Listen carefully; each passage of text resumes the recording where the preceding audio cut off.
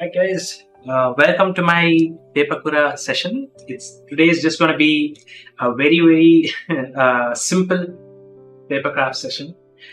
For this entire process, you probably need just an X-Acto knife if you have it. If you don't, scissors also works. But if you can see over here, yeah. So this white line over here needs to be cut out, and it helps tremendously if you have a paper, X-Acto knife. If not, you can also use the scissors blades to cut this off. And it's also optional, but you could use a scale. For example, let me show you the first model that I made. So over here, the cuts are kind of rudimentary when you score and crease, and so it gets a little tough to make a straight line with just freehand. But with a scale, you'll be able to get these lines very sharp and very neat. Also, this entire process does not require glue, so that's a big plus. You can always have something inside too. For example, in the end, I will show you bonus content of what was inside. So I'll get started. So whenever you see any of these paper crafts, right? So they're usually 3D models that are flattened down into 2D paper, and either if you're using glue, you're going to have to you might have multiple models that require more than 2 pages, 3 pages, and these pages also have to be a little thick. They are not your regular A4 sheet paper, but for these cubes and simple stuff, you don't really need thicker paper. The brand I used when I started was this premium cardstock classic white by Little Birdie, and it's 200 GSM. But anything above 100 GSM is more than enough for most of your crafts. Alright, so when you see a paper craft like this or anything like this, the first step you need to do is try to get as much of the white off. So for example, if I am making a cut over here that goes diagonally, I'm going to first make a very careful incision along that black line border, and when I feel like I'm successful, I just cut off this entire one. It has to be, it doesn't have to be very perfect. You can just cut it off and then pull it off. So one more thing that I want to focus on is I am a left-hand writer, and what this usually means is that you are best at cutting at a diagonal down towards the bottom with your I think it is called the dominant hand. Yeah. So what this means is if you're a left hand drawer or major hand as left hand, then you can just use up, down, diagonal with your left. Otherwise, you'll have to use your right hand and go from up to down diagonally with your right hand. And also, it's important that you don't change your angle of cutting. You don't move your left hand or your dominant hand when you're cutting. You instead move the paper, and this means that you'll always make the best cuts you can, and that will reduce a lot of your stress on your wrist as well as your fingers. So as I continue, I'm going to try to cut off this entire section, and to do that, I think I'm just going to go about tracing the entire line over here. So as I continue, you can see that it's okay to give a lot of pressure, and if you have a working mat, it'll help a lot. But if you don't, that's also fine. You can simply just do it on top of wood, desk, anything's fine. If you're doing it in that case, then make sure you don't apply too much pressure and cut through your table. But if you have a working mat like this, it's probably best to just go about with as much pressure as you can until you feel the cut being done. Right? So I've made a clean cut here. But let's, for example, take a situation where I don't have a good blade, or my blade is dulled, and I'm not confident if I made a cut here or not. And you can simply just rotate. And if you, my camera can pick it up. So you can see over here that the cut is made. But let's say I make a light cut, right? So, for example, over here I make a very small and light cut like this, and then I turn around. You can see these creases there, or there is a little bit of penetration, but it's not there. Yeah, even my camera has trouble picking it up. Yeah. In that case, you can always go back and retrace it. But if that's not something you want to do, you can always just come back here and you can do the tracing, or you can do the cut here. It's going to be easier to do the cut in the opposite direction, or when you fold it again like this, because it just means that you have to go halfway. You don't have to go full. So if you're doing a lot of intricate cuts, it's best for you to just cut from here, from where you can see the traces. But if you can't, you can just go the other side and then cut it off. So as I continue cutting, you'll see that the piece itself is coming out slightly, and we'll come to that later. But for now, we just need to focus on getting the cuts precisely. If you're using scissors, you don't have to worry too much about the small cuts. In fact, over here you can see that these cuts need to be very precise. And to do that cut, I will show you a very simple method with a scissor. So let's say you have a scissor and you are cutting from the outside, right? So I move my. You're going to see this a lot. You're going to see my paper just being moved everywhere. And I make this cut with my scissor, and I cut the entire thing off. I come back here, and then with my scissors, I cut, including this white over here. I am cutting this entire piece off. So this fin is now being cut, and I just take the entire cut off with that angle. Yeah, as you can see here, that is cut, and it's flapping, but the white piece is still there. So can you see that? It's flapping, but the white is still there. In that case, you can just use a scissor again, very carefully cut the excess off, and then usually you can just pluck it off. I'm not going to do it here because I want it to be perfect. But if you can't pluck it off easily, you can again just score with a pencil or a pen or anything, and just score the end over here, and then take it off just like that. So there we go. Just came out easily, and you can see that the cut has been perfect. So because this is one of the easier paper crafts, you don't have to stress too much about the perfect angle over here that you see. It can be crooked, it's fine, because all of this is going to go inside the cube, so you're not going to see it off. Okay, and as I cut through, I'm going to ignore with my I could complete the cut of it, but doing that I would have to again rotate, and then I have to come back to rotate again. And my camera was close there.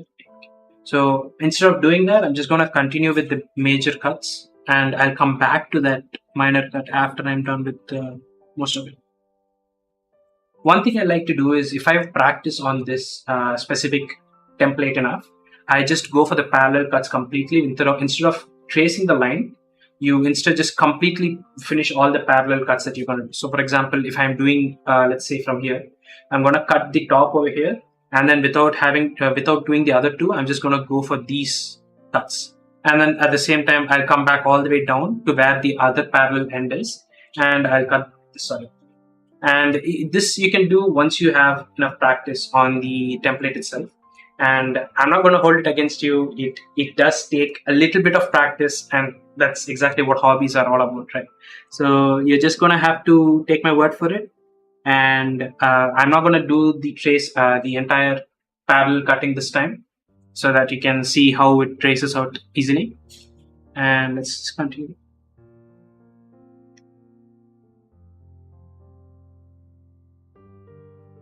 And this entire piece just comes off. So there are times when the piece itself does not come off easily, in which case it's okay to just gently give pressure.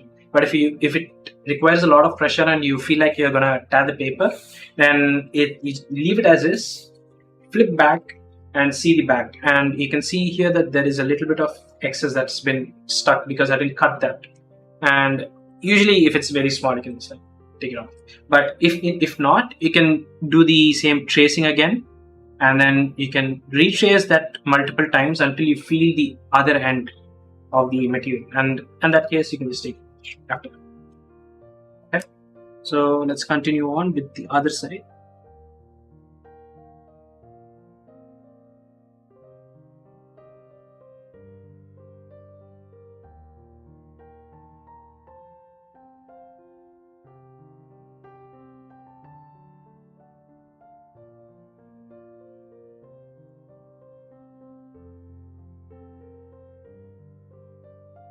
Hopefully you guys can also see it. If you can't see it, just let me know.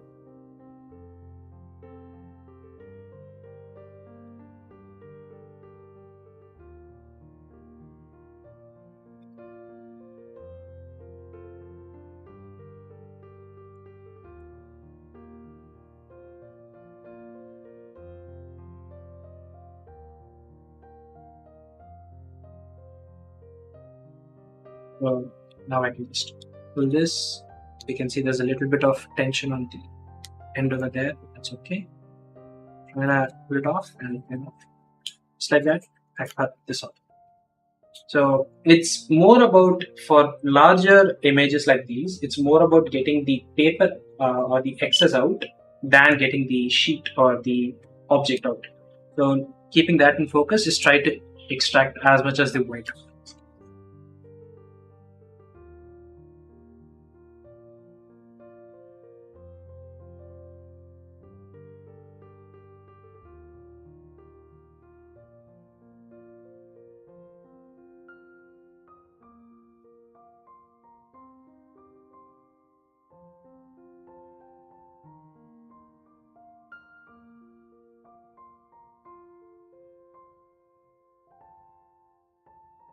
Yeah. Yeah, do you see these? Okay. So, alright. So I'm gonna repeat your question because I've muted Discord on the live stream. Basically, you want to know how to get these gaps with your scissors, and the process is it's pretty simple. So take the angle that you are cutting. Yeah. So over here, I have to trace this out. So I just extrapolate that angle until I hit the border, and I cut it off fully, including the white piece. After that, I then come towards the end over here and I try to get as much as the white out so that I can show clearly. Right. So that's all out. You can see. So now we have this little piece of paper, right? So with a scissor, try to make a cut that's going this way with the touch on the base. Okay. So you see the white part, and then the base is there. So cut the base out. And I agree that with a scissor it can be kind of difficult, but it should be easy if you do it step by step. So once you get the base out, cut, you can see that it raises as a flat itself. Yeah, this allows you to easily get the other side of it. So once you cut that off, the entire thing is separate from both the fin as well as the base. So it comes off like this. And usually you can just pluck it out. I'm going to do that right now, and you can see it just came out perfect.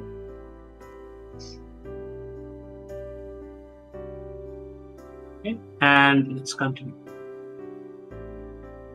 Thank you. It's amazing. Yeah.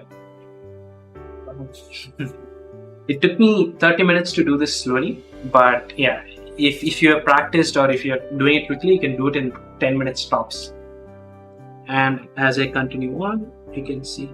So you might question, why is it that I'm not doing the white bits right away?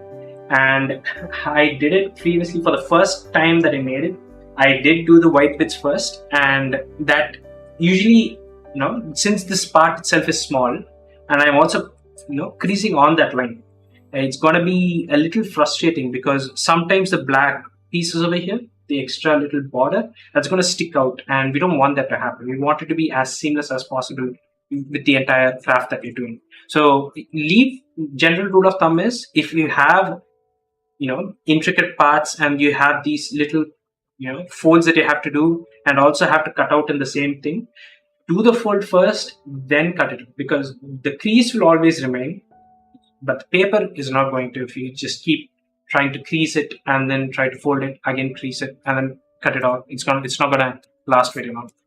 So as I continue along,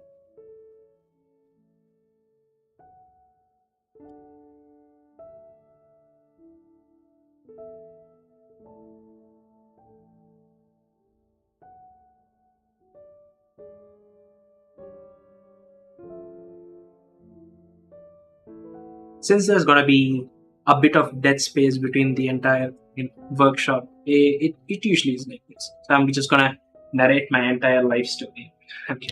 So I just want to tell you guys about why I chose origami, paper crafts, Pepakura, etc. as my hobby. And coming to that, I think it all started back in like fifth standard, where I decided that school rules are boring, and I wanted to bring something, some sort of a toy to school. I wanted to make sure that I could get some fun because classes were really boring, especially English classes. So I just sat back, relaxed, and when I kept thinking about it, the one thing they couldn't confiscate was paper because we all needed them. And so I started thinking about what I can do with paper. And besides the usual, like crumple it into a ball and throw it around, I wanted to do something more intricate, something that I could do that others couldn't. And when I kept searching for paper foldings, I vividly remember I came across the term origami. At that time, I didn't even know origami was a word. I just thought it was like some secret thing that they built up just to keep people away from it. So I kept searching for origami again and again and again until I came across this wonderful 2-page gun. And how it worked was it was very simple. It was just two cylinders that you fold together into like a junction, and you can pull it back. It will look like a gun. That's it. And oh my god, it was very popular in school. Every kid wanted to have one, and I was very open to making it too. And the happiness on their face was very nice to see.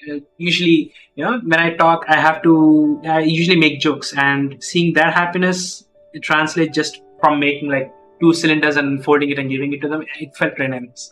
So I continued making origami from there, and slowly, after I came out of school, then college started, and I forgot about origami itself because at that point you can just out there. That's the Discord webcam issue, I think.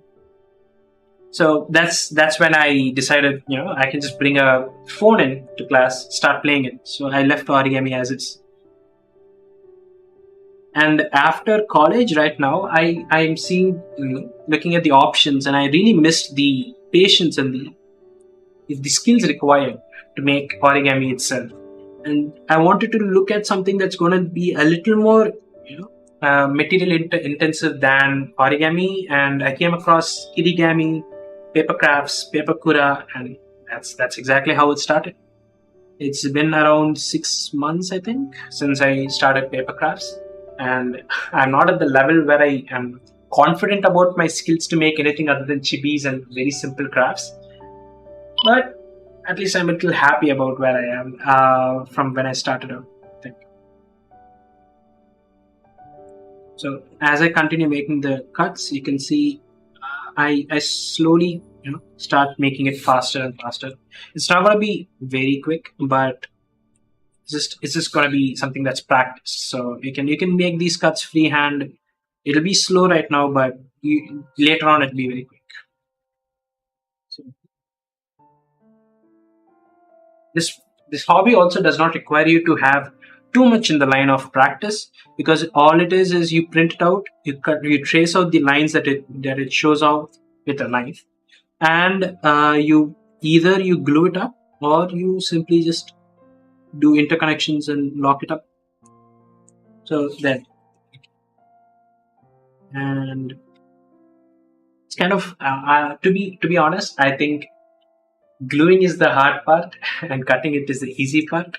But that's just because it's more mechanical to do it's more mechanical to do the cutting. You don't have to think about it. You just shut off your brain and then start cutting. So it's weirdly therapeutic. Not gonna lie.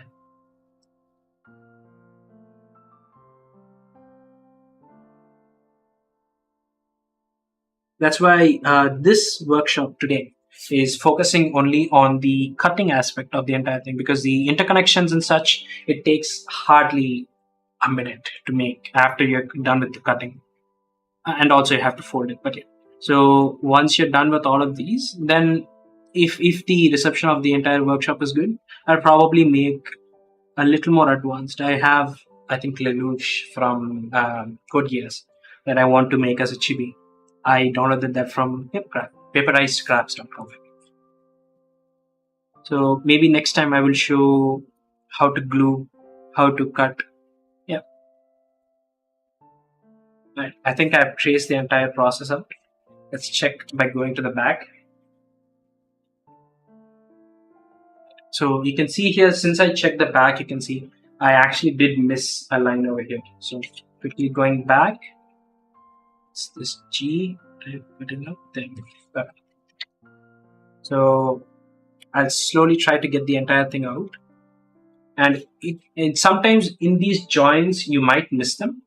And if that's the case, usually if it's not intricate, if it's not a complex piece, you can just hold down or pressure with your finger or your X-Acto knife and just pull it out. But since I want to show you guys how to deal with that exactly, I'm just going to go back here and check where it is and try to retrace on that joints. You don't have to be exact because you already have the cuts done, but try to just trace with your dominant hand. You don't have to be exact about it. You'll automatically follow the trend. And as I go around, I can slowly cut the entire thing off. And yeah, there you go. That's the majority of the entire white piece out.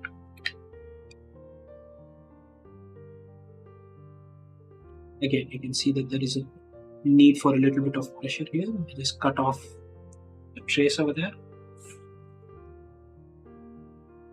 There we go. Okay, perfect.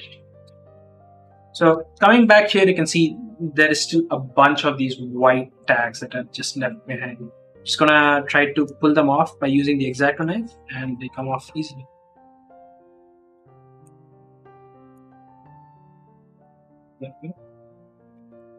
It's fine to damage these fins. They're not really important because in the end you'll just be folding them and then locking them.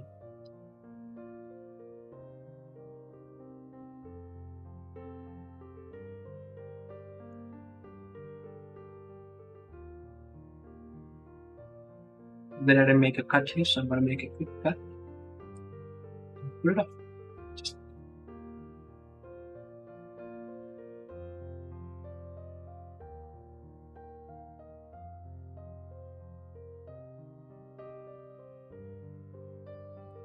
Metrics. I'm using a texture.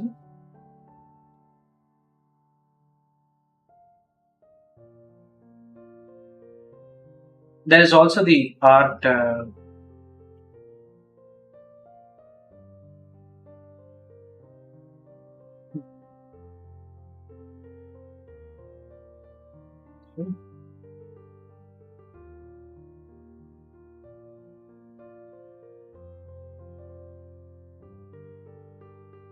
You can also do it in art and design. It's still there in CS.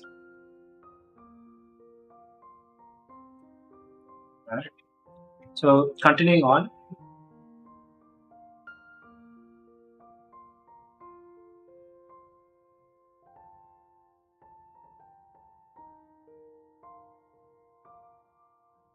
Alright, I'm back. Discord decided to crash on me. I don't know why. No, after that.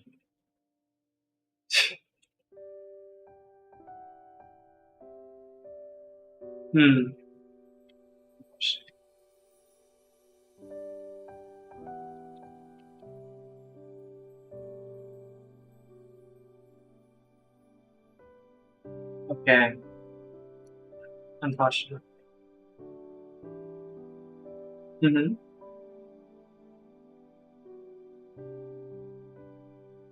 Okay.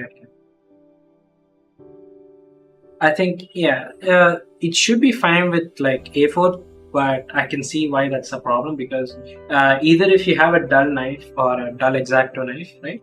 Or if you don't, if you have a dull knife, it's gonna be a little tough because it will accumulate as well as, you'll see it now because right now when I show you guys the, folding process, it's gonna show you exactly how much paper is stripped off even though I'm using the dull edge of my knife. Alright, so the next process in this entire thing is not to cut the whites, it's to fold instead. And this is more of an easy part, but you'll have to be very keen on where you're folding. So for example, on my first freehand fold that I didn't pay too much attention to the entire process. So you can see here that even though the line seems perfect, there is actually a lot of not straight lines going on, and this will really damage how the final product comes out to look like. It's okay for like small projects. You don't really need to focus too much on it, but I highly recommend using a scale for this process entirely. And if you have an X-Acto knife, for the fold, so for the creasing to be exact. So if you have an X-Acto knife, instead of using the straight or the sharp edge, just turn it around and use the back end of the knife. This is usually very dull, and you can just use it to do the entire process for folding and creasing. Alright, so I'm gonna do the big ones first, and then the tags that are gonna lock it. Alright, so coming here, you can see that there is G and E, and the line for it is kind of difficult to like pinpoint, but it's essentially this little bit of white tag. How is it? If you look closely over here, try zooming in. So if you look closely over here, you can see that there is a little bit of a ridge, right? So that ridge is what you want to focus on to try to take the entire fold across. And that's why I'm trying to use the scale over here, because it's going to align it perfectly for me without having to worry about the loss in fold. Right? So it looks kind of accurate. You can see what you're trying to achieve is this border that you're seeing in the sides over here. These are supposed to be uniform within the entire cube. So that's what we're trying to achieve. You don't have to be very perfect about it, but I'm just going to do it for demonstration purposes. And I'm going to use the back end of my blade, as you can see over here, to slowly and surely cut off. It's not going to be a cut, it's going to be a crease, but since it's your back end, it's just going to be. And I just made the cut very lightly, and I'm going to try to slowly push it back. It's not the best cut because I was a little too free, but it worked. It worked really well. Alright, perfect. So we're gonna continue on with this crease pattern. It's not too bad, but yeah, I would highly suggest using the blade over here or your knife over here. And you can see there is I'm not showing it. There we go. You can see there is actually a bit of paper that's being cut, and even though I'm using the dull edge, it still does not keep my entire blade from cutting it. So try to minimize that. It's okay to get these white wastes. It's not a big deal. Just continue on, and for demonstration purposes I'm just going to fold it here. I find it very satisfying to fold in the end after every fold is done. There we go. Looks good. And let's continue on with the other folds. This one seems a little more lax. You can just go for it.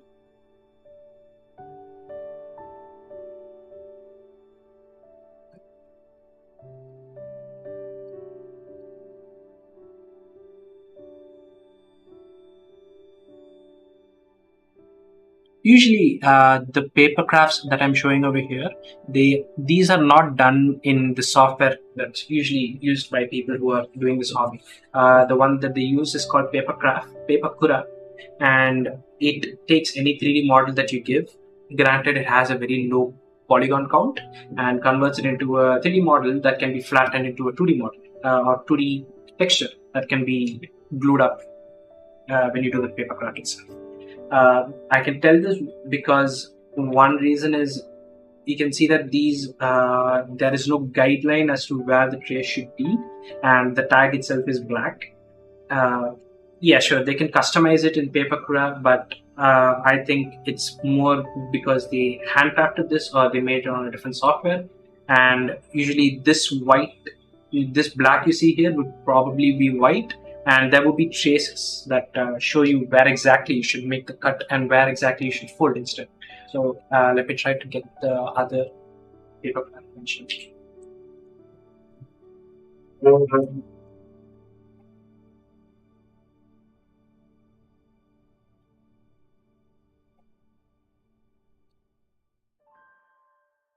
All right, we can think of this as a sneak peek. It's just Lelouch, and I'm using the paperizedcrafts.com version. And you can see right here, and you can see right here, there is a bit of a cut over here. It's not exactly a straight line, and this straight line over here that's solid is something that you have to cut. And this line over here that is not solid but dotted and dashed, that is something you have to fold.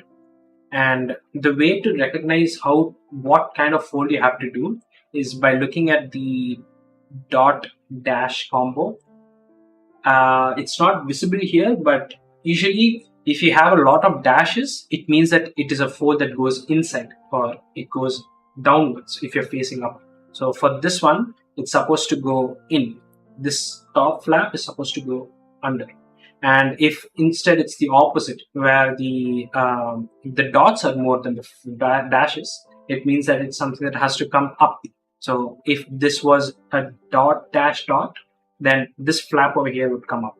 Again, these are things that you would follow through. If on the second one, I will, if there is another session that I'll be making, I'll make a more detailed explanation on it. That's just something I have in hand, so I thought I'll show it. And so let's continue. So this juggernaut over here, I don't know why they decided to do it this horribly, but okay, it's okay. We can again just take a little bit of reference from how it should go. For example, you can see here that very close, this edge over here can go directly straight. I can keep it straight. Okay. So you can see that this edge goes straight over there until it meets its end over here. And you just continue that crease. I'm able to tell that that is the crease that you have to do because there is a little bit of a cut over here that it just reaches until here. So it means that this over here is just going to go inside. And so we continue with that for the top one. Once you finish these two, we can finally go to D, because at that point you'll know exactly which traces you have to follow through on getting the D1 finished. So going for the F.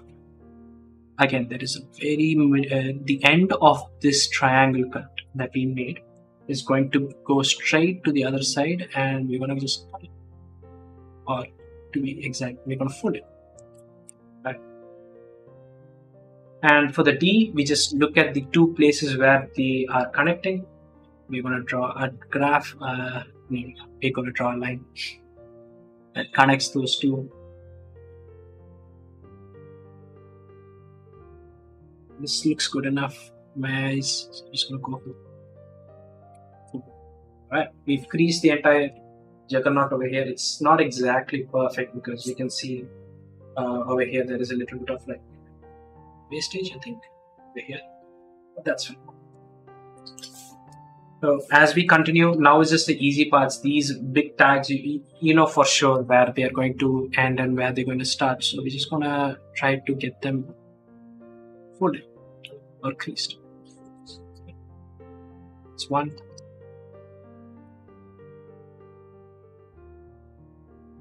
It's two.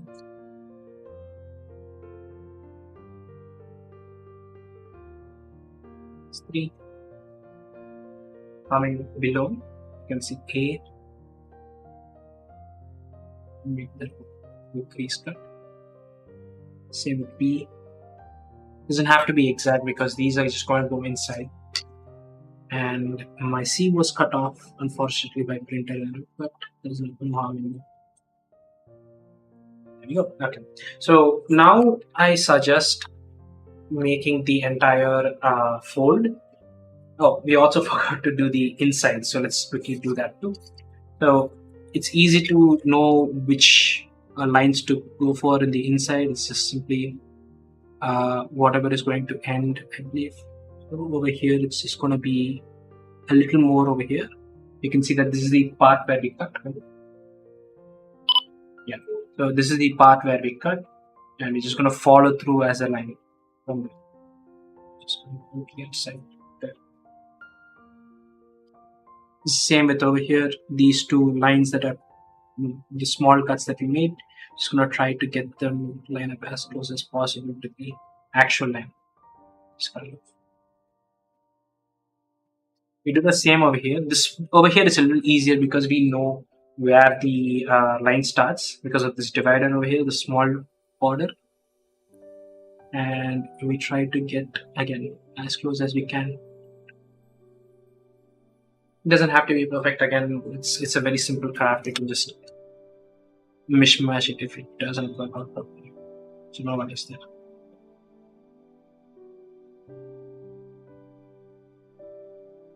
And finally, we're going to do this one.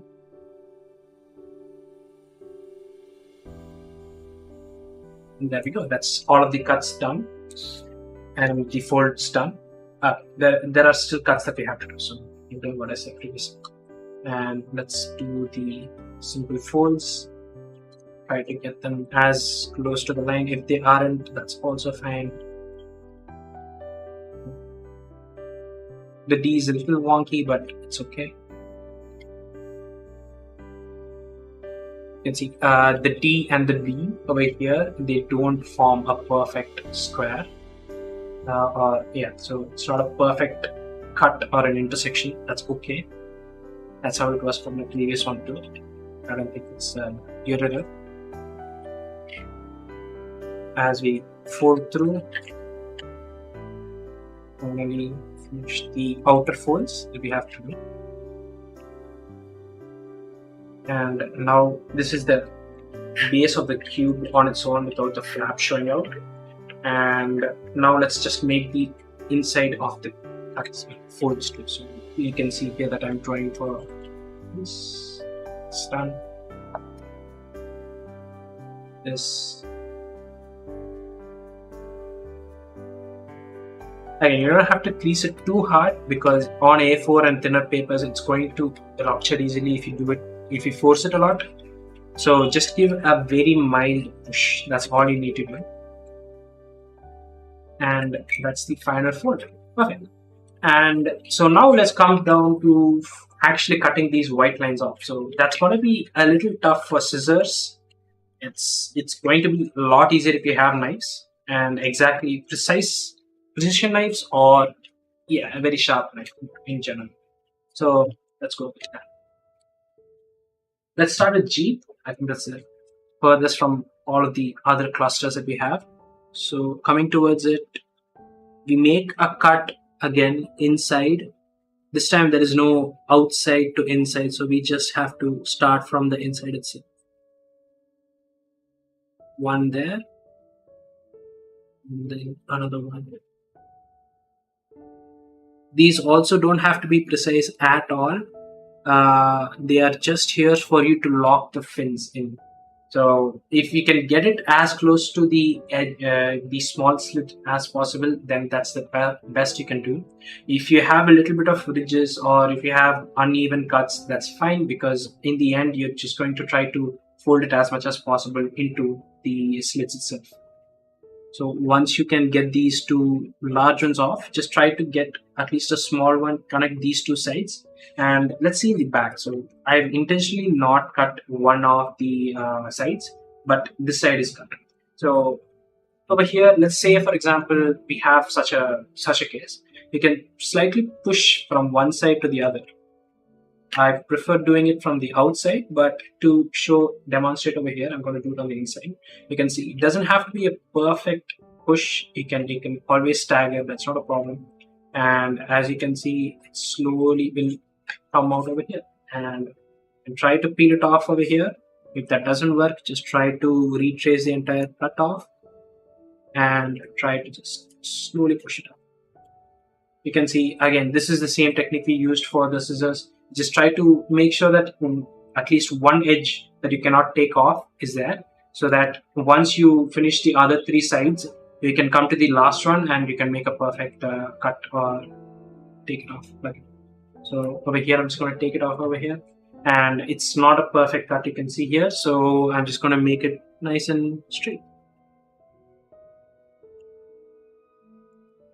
And there we go. Perfect. So this is why having a precision knife is very important. It would be best if you can have it for your, for your future crafts. If not, is also fine. Just make sure you have at least the sharpener blade that you have around.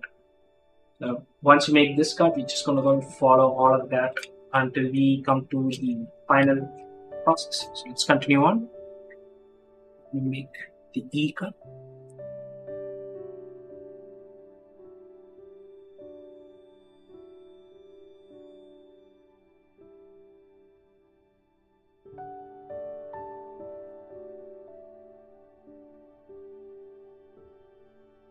This time I make the entire 4 cuts because obviously with the precision knife I don't have to worry too much about the 3 sides to 1 to get it perfect. So now I just push the entire thing off with my knife itself and I take it off from the back. There we go. The cut might not look perfect, so I'm just gonna take that small end off my knife.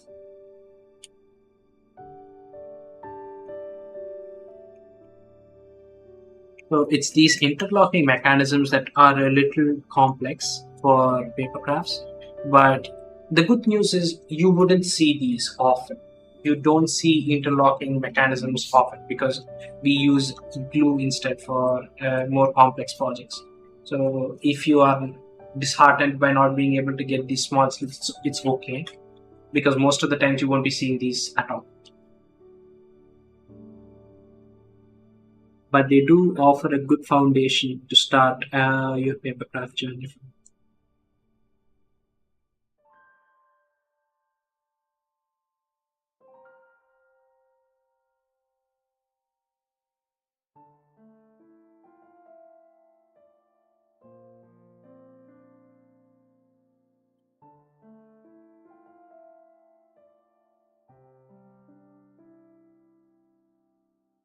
Also, it's okay to concentrate. It does a little bit of concentration to get small cuts off.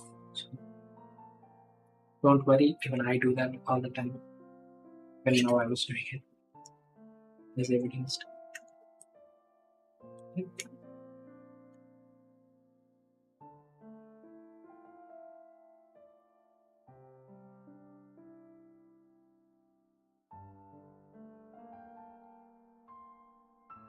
Also, you will make a mess of your entire room if you don't clean up after you're done with the paper craft. Because my room is a mess. Thankfully, I just have to show my version now. Right, so C is done. Now we're going to go to A.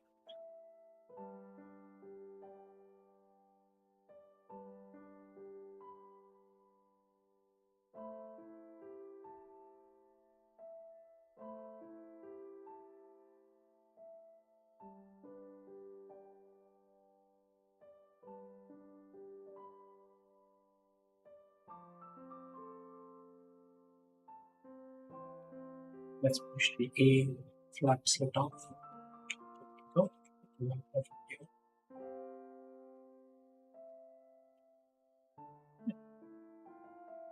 Coming down to the last 3 slits that we have over here. So another good news about this particular craft that I've chosen is that the entire thing is a one single piece design. You don't have multiple cuts or entire pieces that you have to attach together. And I think that's a great starting for any paper craft that you're doing. It's a very basic, it's a very simple design that you have to start with. And it's very easy to also visualize this entire paper craft because it's a cube, and it helps a lot if you are able to visualize what you're doing. In that case, there is a Pepakura viewer. If you are going to follow through on more complex projects, you can use Pepakura viewer, and the .pdf file that they attach is a proprietary thing. If you use that, you'll be able to see exactly what your model is going to look like in the end and how exactly to attach the specific flaps to each other. So for example, you can see F over here goes to F, and this particular logic is something that you will be able to visualize on your own if you at least get a grasp of what you're doing. And if not, if it's a more complex project, then you can always use Pepakura and the viewer that they have designated, which will show you the 3D model and the 2D template and exactly where flap should end. So instead of having it written out in the printed piece over here, you can have it in a software that you can look at the monitor, try to identify which piece goes where, and then try to do exactly that in your paper. So as I continue here,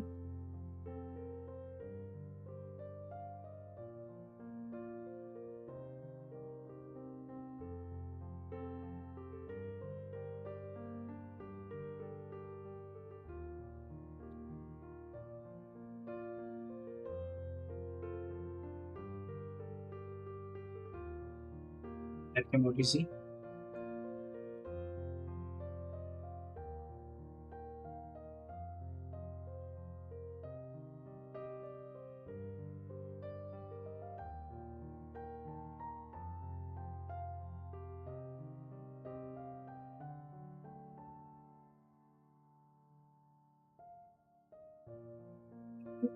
It's the final cut.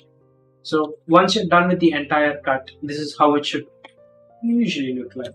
It's okay if you have errors, if you have rugged edges. In the end, the optimal or ideal best case scenario would be to have these lines, the ones that are going to stand outside. So these ones that you're going to finally have, they should be perfect. As long as you have those perfect, you can cover up for the other mistakes that you make. These flaps are not important. You can always have jagged flaps. It's okay. So this craft on its own is like covered with outside flaps. So you can always just make a good fold and botch up the cutting for the flaps on its own, and it's going to be looking perfect anyways. So finally coming to the end, we can go for completing the overall design over here. So D goes to D, we see that here. So we just go into that little flap that we made previously. It could be a little tough if you make mistakes over here, it's okay. Folding is always just a thing you can always take out and then put back. So this is starting. Then we can go for the top flap over here. This is going to be your G, F, and E.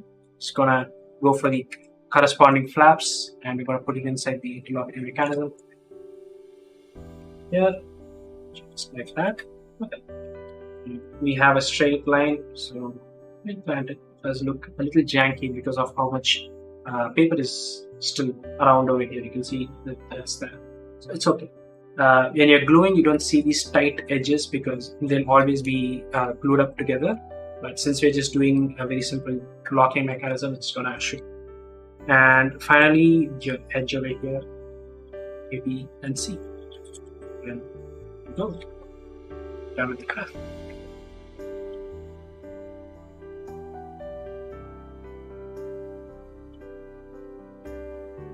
If you have any problems with the edges being whitened like this, it's okay. You can always use a permanent marker, a black one, and you can just highlight it over, and you won't show up at all. So just doing that. I usually don't. I like to see my imperfections so that I can improve on them later.